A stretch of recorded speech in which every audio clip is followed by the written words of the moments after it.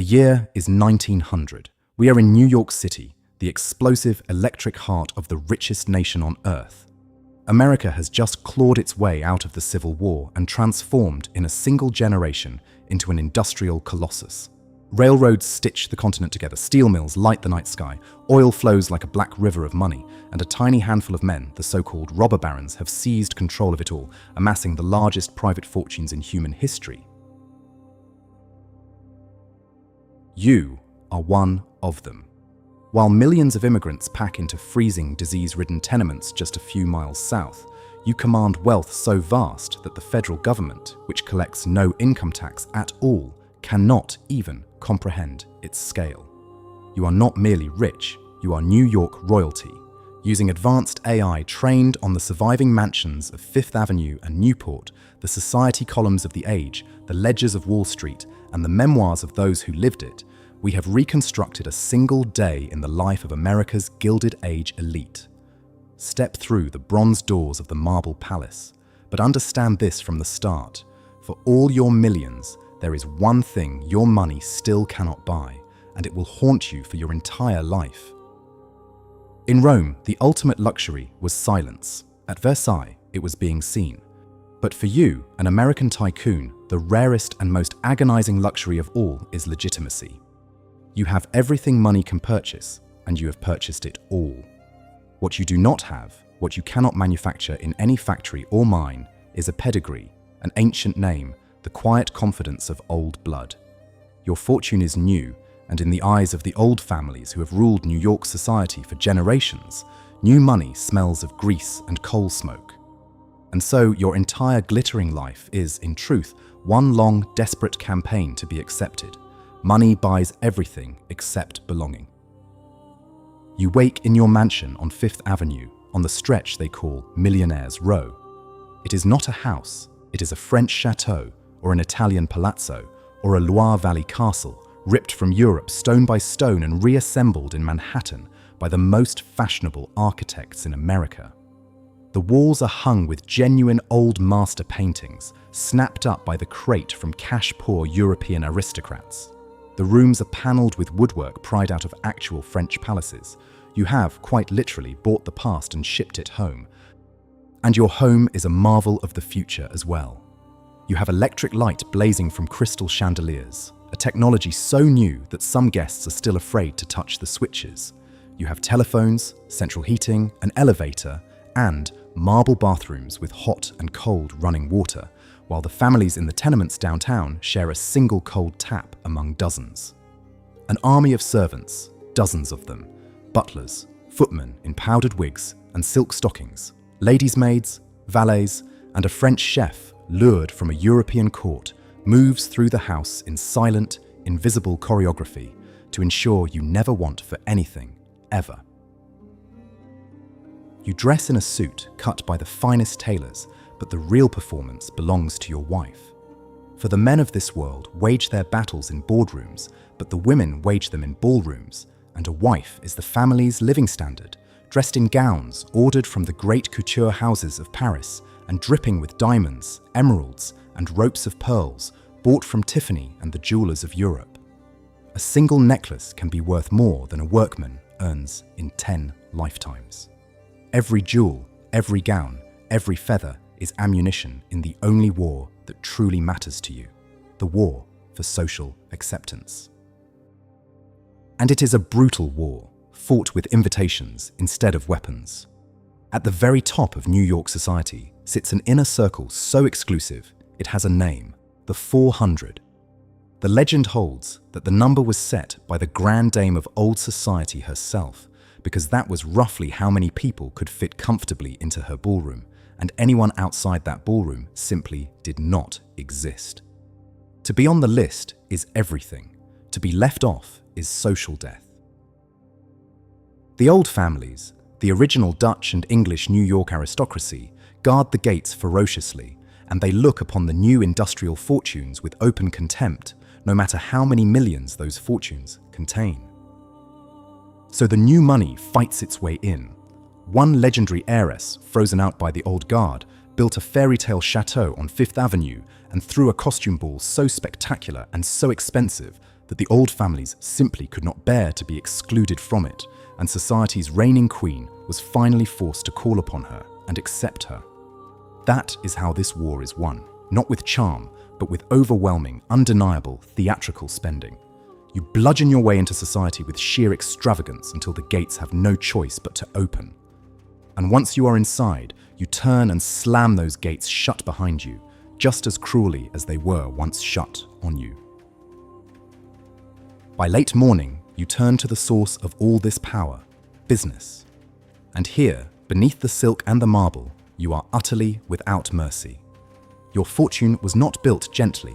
It was built by consolidating entire industries into vast monopolies and trusts, crushing every competitor who stood in your way, secretly fixing prices and bribing legislators to write the laws in your favor. The stock market is your hunting ground, where fortunes are made and unmade in an afternoon, often through schemes that would be flatly illegal in any later age. When your workers, earning pennies for brutal 12-hour days in your mills and mines, dare to strike for better wages, you break them, with private armies of hired guards if necessary. You earn more in an idle hour than your laborers earn in a year, and you pay no income tax on a single cent of it. The gap between you and the people who built your fortune is the widest the nation has ever seen. Even your children are assets to be deployed, and here the Gilded Age reveals its most extraordinary strategy. Across the Atlantic sits an old European aristocracy, dukes and earls and princes with ancient titles, crumbling castles, and absolutely no money. And across America sits new money with no titles. The solution is obvious. You marry your daughter to a broke European nobleman, and the deal is nakedly transactional. He receives an enormous fortune to repair his estates, and your family receives, at last, a genuine aristocratic title and the pedigree you have craved your entire life. In one famous case, a young heiress was made to marry an English duke in a union arranged almost entirely by her mother, weeping behind her veil as she purchased her family's entry into the European nobility. These so-called dollar princesses crossed the ocean by the dozens, trading American gold for the one thing it could otherwise never buy. In the afternoon, you go out, and even your transportation is a fortress of privilege.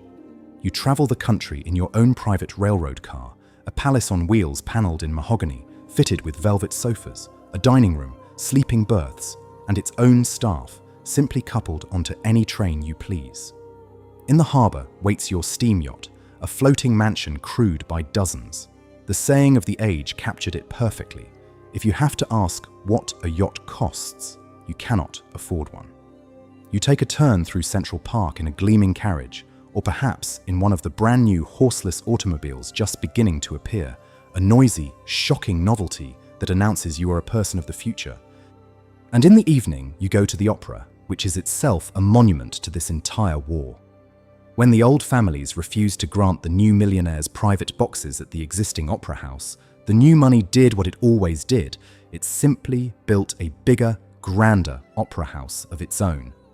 There you sit in the famous tier of private boxes, the so-called Diamond Horseshoe, where the wives glitter under the gaslight wearing fortunes in gems. No one is truly there for the music. They are there to be seen, to display, and to take careful note of exactly who is sitting in which box and beside whom. But the true climax of Gilded Age life is the dinner party, and these dinners reached heights of excess so absurd they scandalized the entire nation. At the great restaurants and private ballrooms, hosts competed to stage the most unforgettable spectacle imaginable. At one legendary banquet, guests were handed little silver shovels and invited to dig through sand heaped on the table to unearth real diamonds and rubies as party favors. At another, the entire dining room of an elegant restaurant was transformed into a garden, and the guests dined while seated on horseback. The horses fed from troughs, while waiters in hunting livery served the riders. Cigarettes were rolled in $100 bills and lit so guests could inhale the smoke of burning money. One infamous costume ball, thrown during a national economic depression while the poor went hungry in the streets, cost a sum so staggering that it sparked public outrage and became a symbol of Gilded Age recklessness. The food itself, served on solid gold plate, was the finest the world could offer. Terrapin soup, canvasback duck, oysters, lobster, towering pastries, and rivers of imported champagne, course after course after course. Every dish was a sentence in the same boast: I can afford to waste more than you will ever earn. Late at night, you return to your chateau, walking through silent halls hung with the looted glory of European palaces. You stand at the absolute summit of American wealth, having clawed and bought and bludgeoned your way to the very top. And yet, the old anxiety remains. You know how your money was made, you know how recently it was made, and you know that ledgers and stock certificates do not last forever. So your thoughts, like every great fortunes, eventually turn to legacy. For when you die, your reputation, the ruthlessness, the crushed workers, the broken rivals, threatens to be all that history remembers. And so, the Gilded Age tycoon performs his final, most cunning act. He launders his name into immortality through philanthropy. You will be buried in a colossal mausoleum, a private marble temple in a garden cemetery, grand as a Greek tomb, guarding your remains in a splendor that mirrors your mansion. But the true monument is built while you still live, or in your will. You give away staggering fortunes to found universities, museums, concert halls, hospitals, and thousands of public libraries across the nation. The richest of your peers preach that a man who dies rich dies disgraced, and that the wealthy hold their fortunes in trust to be returned, transformed to society.